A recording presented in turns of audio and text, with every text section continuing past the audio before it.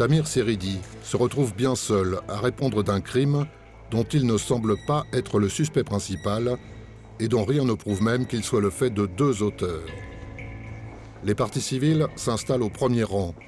Didier Charon, le père de Jennifer, et sa nouvelle compagne d'abord, la mère de la jeune fille ensuite. Pour eux, la mort naturelle de Mendes les a privés d'un vrai procès, mais ils considèrent que Samir Seridi a bien été complice du meurtre sauvage de leur fille. La mère de Jennifer est représentée par maître Vincent Lagrave, un avocat pénaliste de La Rochelle. Le père par le bâtonnier Charles Andreau. Le siège du ministère public est occupé par le vice-procureur de la République de Saintes, Joël Contu.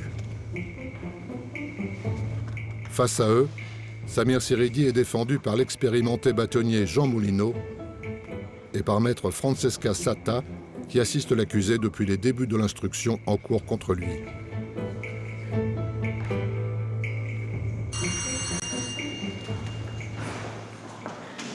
Mesdames et messieurs, la Cour. Les débats seront dirigés par la présidente Nathalie Pignon. L'audience est ouverte, vous asseoir.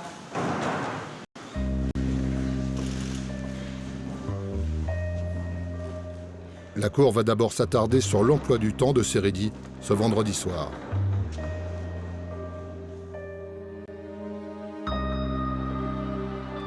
La cité de la Robinière ressemble plus à un squat qu'à un HLM. Un bon nombre de locataires ne payant pas leur loyer, l'immeuble est à l'abandon.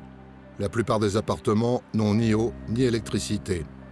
Le résultat en est une sorte de vie communautaire, où les habitants vivent la porte ouverte, d'entraide et d'embrouille. Non, j'ai pas quitté la Robinière. La soirée, quand elle commence à 22h, il y avait des amis qui viennent et sortent, des voisins.